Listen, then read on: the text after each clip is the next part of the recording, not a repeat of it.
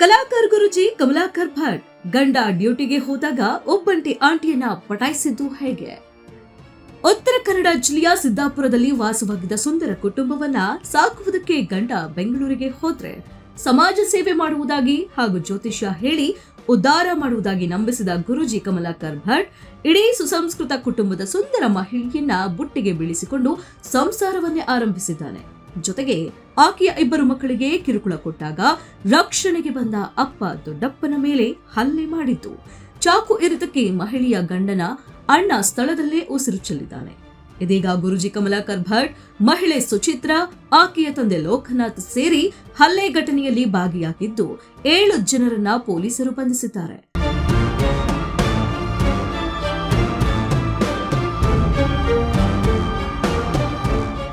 ಸಂಸಾರದಲ್ಲಿ ಬಿರುಗಾಳಿ ಎಬ್ಬಿಸಿದ ಜ್ಯೋತಿಷಿ.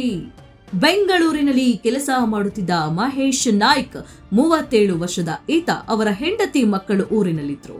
ಆಗ ಕುಟುಂಬದ ಸಮಸ್ಯೆಗಳ ನಿವಾರಣೆಗೆಂದು ಸಲಹೆ ಕೇಳಿದ ಮಹಿಳೆ ಸುಚಿತ್ರಾ ಗಂಡನಿಲ್ಲದೆ ಒಬ್ಬಂಟಿಯಾಗಿರುವುದನ್ನ ಗಮನಿಸಿದ ಜ್ಯೋತಿಷಿ ಕಮಲಾಕರ್ ಭಟ್ ಜ್ಯೋತಿಷಿ ಸಲಹೆ ಜೊತೆಗೆ ಆಗಾಗ ಕರೆಸಿಕೊಂಡು ತನ್ನ ಬುಟ್ಟಿಗೆ ಬೀಳಿಸಿಕೊಂಡಿದ್ದಾನೆ.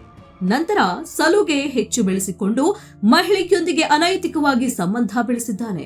ಈ ವಿಚಾರ ಮಹೇಶ್ ಅವರ ಮನೆಯಲ್ಲಿ ಗೊತ್ತಾಗಿದ್ದು ಹೆಂಡತಿಯನ್ನ ಹದ್ದುಬಸ್ತಿನಲ್ಲಿಡಲು ಮಹೇಶನ್ಗೆ ತಿಳಿಸಿದ್ದಾರೆ.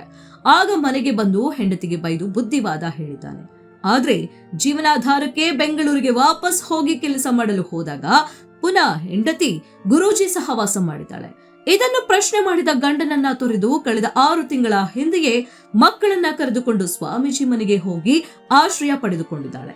ಇಲ್ಲಿ ಮಹಿಳೆ ಮತ್ತು ಸ್ವಾಮೀಜಿ ಒಂದೇ ಕೋಣೆಯಲ್ಲಿ ಮಲಗಿದ್ರೆ ಮಕ್ಕಳನ್ನ ಬೇರೆ ಕೋಣೆಯಲ್ಲಿ ಮಲಗಿಸಲಾಗ್ತಿತ್ತು. ಜ್ಯೋತಿಷಿ ಕಮಲಾಕರ್ ಭಟ್ ಮನೆಯಲ್ಲಿ ಆಶ್ರಯ. ದಿನ ಕಳೆದಂತೆ ಸಿದ್ದಾಪುರದ ಜ್ಯೋತಿಷಿ ಕಮಲಾಕರ್ ಭಟ್ ಮನೆಯಲ್ಲಿ ಸುಚಿತ್ರ ಆಶ್ರಯ ಪಡೆದು ಸುಖವಾಗಿದ್ರು. ಹೆಣ್ಣು ಮಕ್ಕಳಾದ ಸುಮಶ್ರೀ ಮತ್ತು ಅಮೃತಾಗೆ ಕಿರುಕುಳ ಆರಂಭವಾಗಿತ್ತು. ತಾಯಿ ಮಾಡುತ್ತಿರುವುದು ತಪ್ಪು ಎಂಬ ಅರಿವು ಮಕ್ಕಳಿಗಿದ್ದು ಪ್ರಶ್ನೆ ಮಾಡಿದಾಗ ಆಗ ಜ್ಯೋತಿಷಿಯ ಮನೆಯಲ್ಲಿ ತಾಯಿ ಮತ್ತು ಜ್ಯೋತಿಷಿ ಸೇರಿ ಮಗಳು ಸುಮಶ್ರೀಗೆ ನೀನು ಇಲ್ಲಿರ್ಬೇಡ, ತಂದೆಯ ಬಳಿ ಹೋಗು, ಇಲ್ಲದಿದ್ರೆ ವಿಷ ಹಾಕ್ತೇನೆ ಎಂದು ಬೆದರಿಕೆ ಹಾಕ್ತಿದ್ರು. ಇದರಿಂದಾಗಿ ಅಪ್ಪ ಸೇವ್ ಮೀ, ಇಲ್ಲವಾದ್ರೆ ಸತ್ತು ಹೋಗ್ತೇನೆ ಎಂದು ಮೆಸೇಜ್ ಮಾಡಿದಾಳೆ. ಆಗ ಮನೆಗೆ ಶಿವಮೊಗ್ಗಕ್ಕೆ ಮಗಳಿಗೆ ಬರುವಂತೆ ಹೇಳಿ ಅಲ್ಲಿಂದ ಮಹೇಶ್ ತನ್ನ ಮಗಳನ್ನ ಕರೆದುಕೊಂಡು ಮನೆಗೆ ಬಂದಿದ್ದಾನೆ.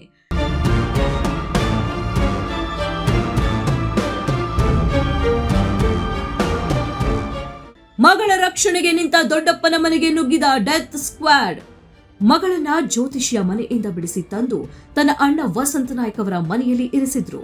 ಈ ವಿಚಾರ ತಿಳಿದ ಸುಚಿತ್ರಾ ತನ್ನ ತಂದೆ ಲೋಕನಾಥ್ ಚೌಳಪ್ಪ ಮತ್ತು ಜ್ಯೋತಿಷಿ ಕಮಲಾಕರ್ ಭಟ್ ಹಾಗೂ 5 ಅಪರಿಚಿತ ಗೂಂಡಾಗಳನ್ನ ಕರೆದುಕೊಂಡು ಕಾರಿನಲ್ಲಿ ವಸಂತ್ ಅವರ ಮನೆಗೆ ದಾಳಿ ಇಟ್ಟಿದ್ದಾರೆ. ಮಗಳನ್ನು ಈಗಲೇ ಕಳಿಸಿಕೊಡಿ ಎಂದು ಶುರುವಾದ ವಾಗ್ವಾದ ಕ್ಷಣಾರ್ಧದಲ್ಲಿ ರಣರಂಗವಾಗಿ ಮಾರ್ಪಟ್ಟಿದೆ. ಆರೋಪಿಗಳು ತಂದಿದ್ದ ಮಾರಕಾಸ್ತ್ರಗಳಿಂದ ಏಕಾಏಕಿ ಹಲ್ಲೆ ನಡೆಸಿದ್ದಾರೆ. ಈ ವೇಳೆ ತನ್ನ ತಮ್ಮನ ಪರವಾಗಿ ನಿಂತಿದ್ದ ವಸಂತ ನಾಯ್ಕ್ ಅವರಿಗೆ ಗಂಭೀರ ಗಾಯಗಳಾಗಿ ಸ್ಥಳದಲ್ಲಿ ಮೃತಪಟ್ಟಿದ್ದಾರೆ.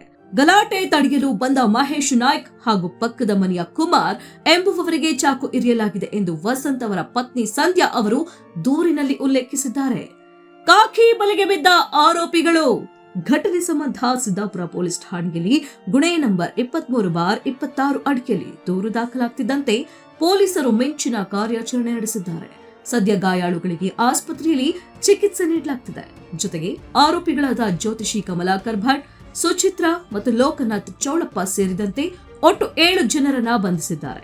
ಇದೊಂದು ಪೂರ್ವ ಯೋಜಿತ ಕೃತ್ಯವಾಗಿದ್ದು ಕಾರಿನಲ್ಲಿ ಬಂದಿದ್ದ ಇತರ ವ್ಯಕ್ತಿಗಳ ಹಿನ್ನೆಲೆಯನ್ನ ಪೊಲೀಸರು ಜಾಲಾಡುತ್ತಿದ್ದಾರೆ.